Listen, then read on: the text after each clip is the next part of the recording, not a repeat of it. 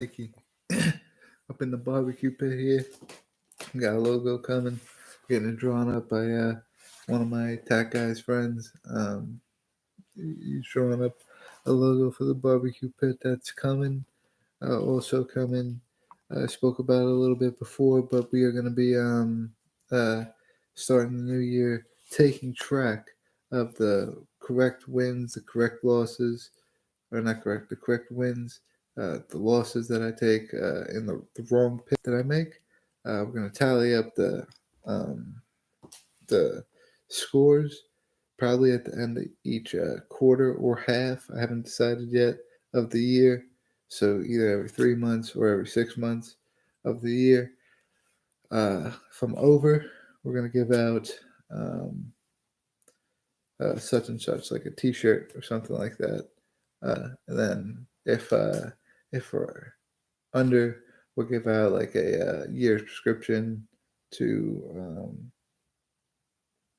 Fight Pass or something like that. We'll figure something out along those lines.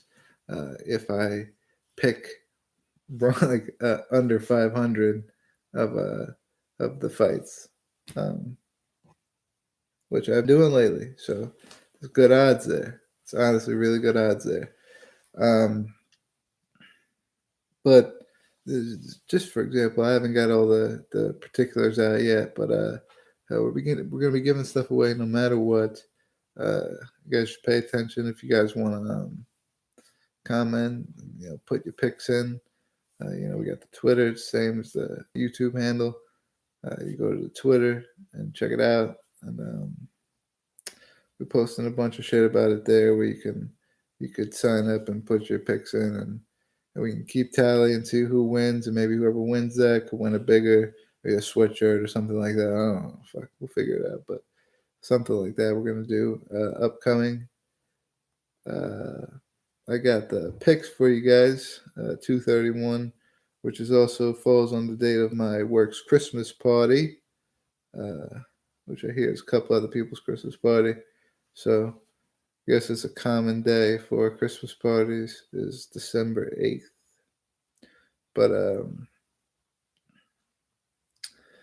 But yeah, Christmas party for us is from like 6 to 9 or so. So we'll be back in plenty of time at the after party to see the Holloway and Ortega fights and pretty much the entire main card of that um, event. But we will predict every fight and we'll release it on Twitter. Everybody will see. This doesn't count. It will only count starting in January, the first event in January. But we do release the picks and we will make. I think I got like 3 or 4 of the picks that we're going to talk about that I made, and maybe some of the reasons that I made those picks, and we'll talk about some of the history of the fighters and things like that. Um, but the main event, Max Holloway, Brian Ortega, Max Holloway, coming off his recent weight cut issues, he tried to step in, fight for the lightweight title. Um, Weight issues, a couple other fights, weight issues, just injuries kept him out of the Ortega fight before. And now he's finally fighting Ortega again. Excuse me. His only losses in his entire career are from Conor McGregor, which was his last loss. Joseph Benavidez, which was before that. Or was Joseph? No, Dennis Bermudez. Dennis Bermudez, sorry. Before that. And then real early in his career, Dustin Poirier. Um, so 3 high-level guys, all early in his career. I think he's 12-0 now. Since losing.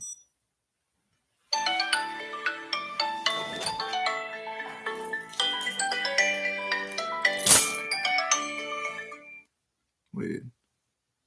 Since losing to McGregor. Hopefully that don't happen again, man.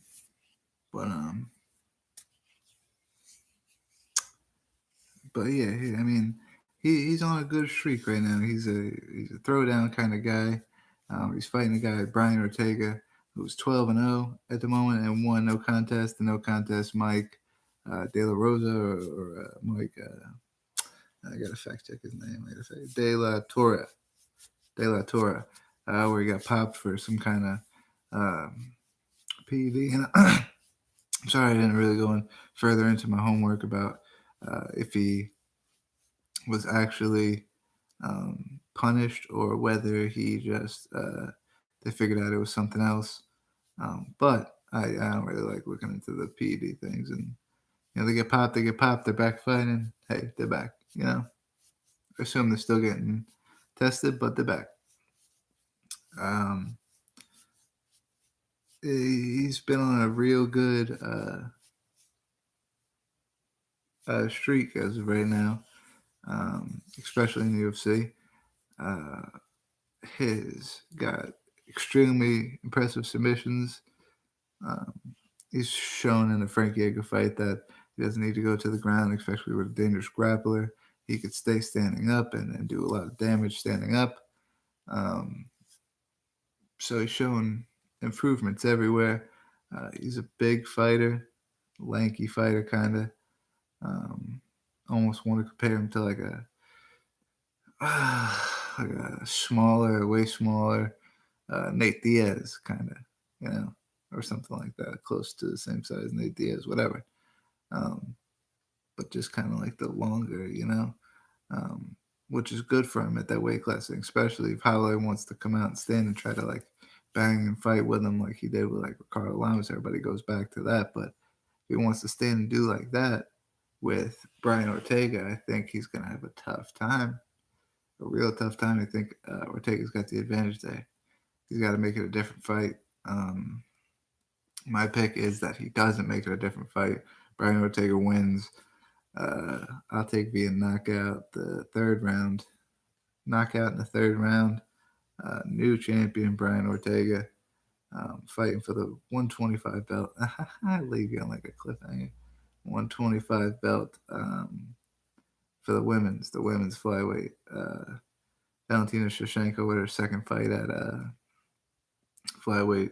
This will be her second fight versus Joanna Jędrzejczyk. This will be her first fight at flyweight. Jędrzejczyk coming off a win against Tisha Torres. I think in July or sometime in the summer. Unanimous decision win. Before that, of course, were her two losses to Rose Namajunas, one knockout, one decision loss. Looking to bounce back. I believe that her intentions when she first fought Rose, she kept saying, hinting at she had an announcement to make, and they were talking about having this 125-pound Ultimate Fighter, and they were going to make this weight class, yada yada. And her announcement, in my mind, 115% was that she was going to, at that point, that if she won, she was going to announce that now I'm going to go up and I'm going to fight. I'm going to be the champion at 125. And I'll let whoever have this belt, they could fight for it, or whatever she was going to say, or whatever kind of dramatic announcement she was going to make. But that's what she was going to do. She won, and then she lost. And they gave her another shot, and she lost that again. And then she fought again just to make it kind of look like it's not what I was doing. And then she actually went. Now she's trying to fight for the 125 belt. It's not as big anymore because you didn't win the first time. But I knew this is what you were doing the whole time. I don't know if that's you're from Poland. I don't know if that's what you consider sneaky from Poland, but that's not. I seen that coming. If that's what would happen, because that seems a little obvious. Maybe it's not exactly that obvious. Maybe it wasn't that situation, but that really seemed like that's what you were trying to do there, and it didn't work out for you. Kind of just Tisha Torres fight was just kind of you were contemplating what was going to happen. You didn't know about the division yet. They didn't know if they were going to make it yet, so you took a fight. Then you heard the division was going to open. You immediately put your name in the hat. Who's there but your old pal Valentina Shevchenko, who's beat you twice in Muay Thai fights. Shevchenko's only losses in the UFC coming out Amanda Nunes. 135-pound fighter for a majority of her career. And then, like I said, her last fight, was Priscilla Cachoeira. I think that was her name. Decision win, or would she get knockout win? against Cachoeira. But way better striker, in my opinion, Valentina Shevchenko, than Joanna. I think that Joanna's strength is in the striking. And in my opinion, she can't hang with Valentina in that category. So it's tough to even judge it there. But I'm going to go Valentina. I'm just going to go with what I think, and it's Valentina Shevchenko by knockout in the second round, TKO probably, because it's not often you see women knock out. But TKO, I'd say Valentina Shevchenko in the second round. Um, Third fight is Alex Oliveira versus Gunnar Nelson. Gunny Nelson. Oliveira 2-0 in 2018. Wins over Carlos Conde, who made his return. And then Carlos Pedersoli Jr. Two good fights. What do you say? Really, he's Oh, this is interesting. This is interesting. What I wrote down here about his win-loss percentage. 12 wins by knockout, 4 by submission. Okay, out of his 19, so that's 16. So he has 3 by decision. Out of his 5 losses, 3 of those losses are by submission. Okay, we know Gunnar Nelson's a submission fighter, so I shouldn't even have. I give you the eye. You should know what the eye is about. Gunnar Nelson's a submission fighter. This guy, over 50% of his losses are from submission fighters. Not looking good. X number 1 for you. X number 1. But also, 4 submission wins. Half X. You just got a half X, not a whole X now. 4 submission wins. More submission wins than submission losses on your record, which is also impressive. Second thing that comes into play is Gunnar Nelson. His last fight was in July of 2017, so a year and a half almost now. A year and 5 months, year and 4 months ago. His last fight, he lost to Ponzinibbio, to Santiago Ponzinibbio. So he's been off for a long time, man. So it's hard to say. It's really hard to say. The guy's been off that long, how he's going to come back. But, I mean, I got to go with the obvious. Alex Oliveira's on a streak right now. I think maybe, even though it's dangerous, it's really dangerous for the game to go to the ground. I think he's really powerful. And he's a decent wrestler, Oliveira, to the point where he can stuff takedowns. He can do some punishment on top. If you let him be on top, then he'll get back up and he'll punish you up there, man, especially Gunnar Nelson. So I'm going to go Alex Oliveira by decision. By a decision victory there. And then I don't know if it's in order, if they're going to go this one like fourth in line as far as from the top, or if they're going to go this from the main card opener. But Thiago Santos versus Jimmy Manuwa is a very interesting match for me.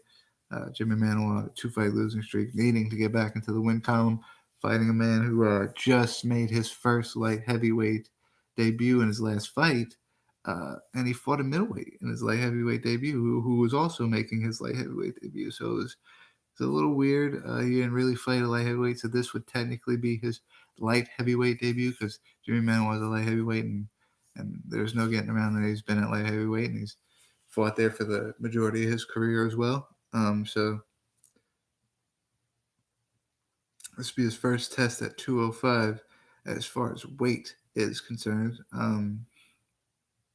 Although, like I just said, Manuwa on a 2-fight losing streak, so his confidence is down. He needs to get a win. He's desperate for a win. Santos, on the other hand, is one fight of the night when he fought Eric Anders in that light heavyweight debut for the both of them. That was fight of the night that night. He knocked him out. 2-fight winning streak, that fight right there. And then Dana White Tuesday Night Contender Series alumni Kevin Holland, who he also beat there in his 2-fight winning streak. He also holds a win at middleweight over Nate Marquardt and Anthony Smith. Big names right now. I mean, Mark Court being a legend, Anthony Smith being a really, really relative name at light heavyweight. Um, Getting a couple really solid wins here lately. So he's put his name in the hat to be in the top contenders, Anthony Smith, and he's got a win over him coming into the division. So he's a powerful guy, and I think he'll do great in light heavyweight. I'm sorry to say, because I'm a Jimmy Manuwa fan. Um, I like playing with Jimmy Manuwa on the UFC game. Um, I like the kind of way he punches a little bit in the game, at least. I'm a fan. I've watched you. You fought a couple of people that I am a fan of. Volkanov's me. I'm a big fan of. Um, and then Han Blahovic. Um, I'm not, the biggest fan of, but I really like Blahovic. And after a while, 2-fight losing streak, you're gonna want to sit there and strike with my man Santos. Santos has got crazy power in his legs. Um, you know, uh, don't let me start on how his boxing is, but crazy power in his legs, and if he starts landing those body shots or leg kicks on Jimmy Manuwa, it's going to be a long night for him. Knockout third round, probably beginning to middle of third round. He's going to do some damage in the second, and then the second, he's going to try to. When he's at the stool, he's going to be trying to get his shit back together, and third round's going to come out, and Santos is going to put it on him. He's going to put it on him. But yeah, I look forward to the event. I hope that's not the first, because I know it's going to start at 10 more than likely. But just in case, I'm running a little bit late back to the spot, or we can't get it set up, or something's going on. I really hope that it's at least the second or third fight of the night. I hope it's not the first fight of the main card, because I might end up missing it, and I was really disappointed, because that's going to be a great fight. Hope I get to see it. Thing we do here sometimes, a day in the UFC, a day in the history for the UFC. Today is December 4th. It's 11:30. In 30 minutes, it will be December 5th. So I look at days in history of December 4th and 5th tonight. The first one we got is December 4th, 2010. A rather forgettable night for the UFC, where they were supposed to have Koscheck, GSP. Fight didn't happen. It was the tough main event. It was supposed to be the fight at the tough main event, and the fight didn't happen. 3 out of the 11 fights on the card were finishes, 2 submissions, and I think a TKO or something like that, or maybe even 3 submissions. But a lot of decisions. Kendall Grove and Damian Maia. There's a bunch of what people would consider in the 2010 era as boring fights. Not really much to remember there.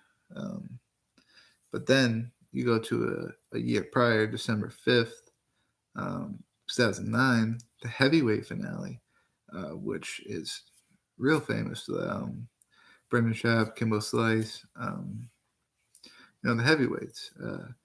Big Country knocked out Brendan Schaub, of course, and to win.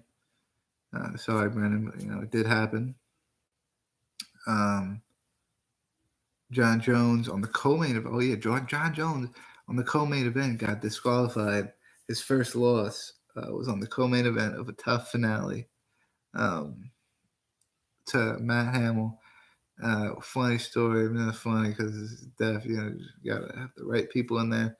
But the ref, I guess, didn't know that Matt Hamill's deaf, so he's not looking at him. He's not really he can't really read your lips well. And you're asking him, can he still fight? And he can't hear you, man. He's deaf. So he doesn't know to tell you yes or to sign you yes.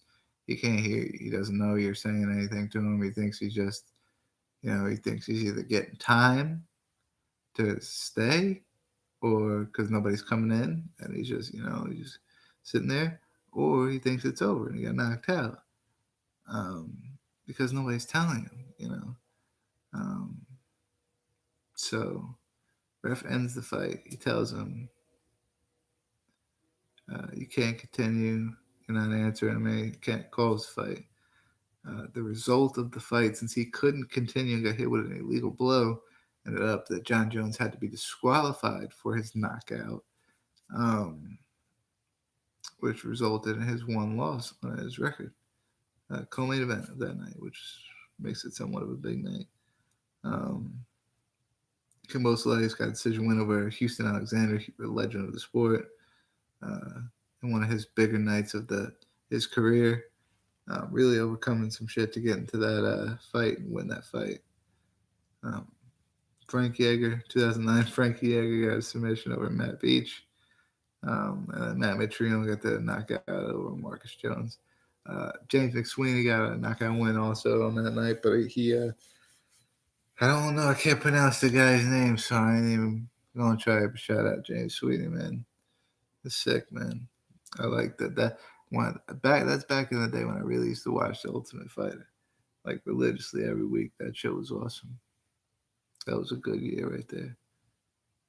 Hope The Ultimate Fighter could turn it around, man. Have some real shit going on, What we got news?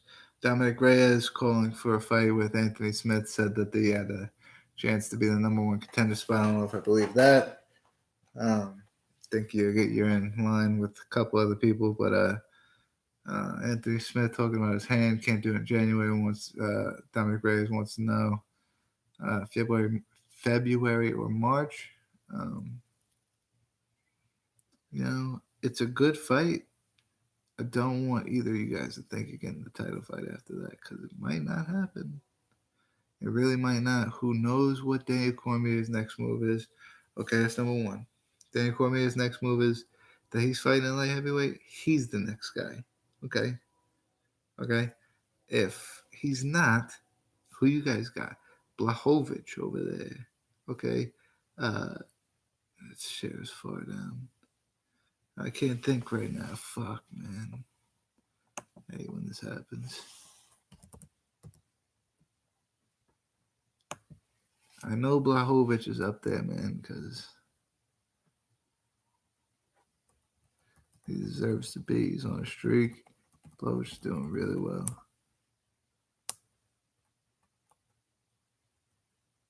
Gustin's already fighting that. Latifi. You hear Latifi? Anthony Smith is up there. Yeah, I hear you. But why? Why the fuck? Why would number 7 get the fight number 3 for a number 1 contender slot? What about number 4? What about number 5? What about number 6? I don't like that. I don't like that call out. I'd rather see Dominic Reyes fight somebody to the likes of maybe the winner of Santos Manoa, maybe a Corey Anderson, maybe even a Latifi or Blachowicz, but or maybe even Anthony Smith. But don't think it's for the number 1 contender slot. And Anthony Smith don't take the fight if you want the number 1 contender slot next, because you're gonna want to fight somebody like up there. Maybe Dominic Reyes is that fight. I just don't see it. There's 2 young guys. Why would they skip over Latifi and Ozdemir like that? Ozdemir obviously was already there once, but I mean, at least put him against Reyes, or I mean, I don't know. I guess because he lost to Smith. Either way, Blachowicz or Latifi. I just knocked everybody off. Blachowicz or Latifi are the last 2. TV's booked to fight. I get it. Blachowicz not. Blachowicz is not booked to fight, and I want to see what they got going on with him and what they plan to do. That's where I think the next title fight should go, is to Blachowicz. Really well he's doing. Joey Benavidez, Joe Benavidez, just fought last weekend. Will also fight January 26th in Anaheim, UFC 233 against Davidson Figueiredo. Ooh, I tried to roll it. Renato Marcano becoming the backup for the Holloway-Ortega fight, leaving Ortega no choice but to take the backup fight if Max Holloway ends up not making it there again. Brian Ortega, for some reason, can't make it to the fight. Marcano steps in. There's still a title fight to be made on 231. Good news, my opinion. Rumor says Cub Swanson versus Jose Aldo 2. I say don't do it. Jose Aldo probably say do it. Cub Swanson, I think he already said he has no clue. The rumor's not true. He's never heard of it. I bet he wants to fight back. I don't think he should take it. If he does, Aldo is still in great shape. They're great against Max Holloway in both fights. I think it's a tough fight for Cub. I think it's going to go a lot of the same way the first one was going, as long as it lasted.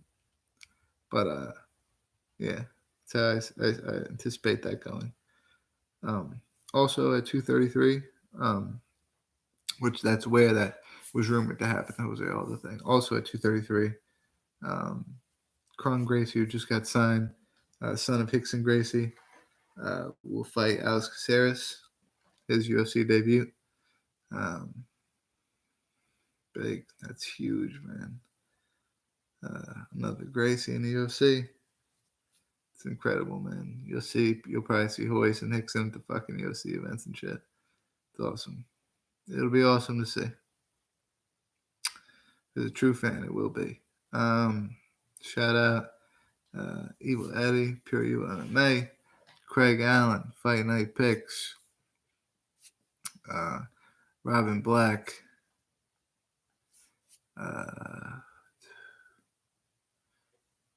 Joe, Rogan, Diaz, Shab, I forget about you. Callan, Delia, Theo, Vaughn, Lee Sayat. Shout out to Lee Sayat.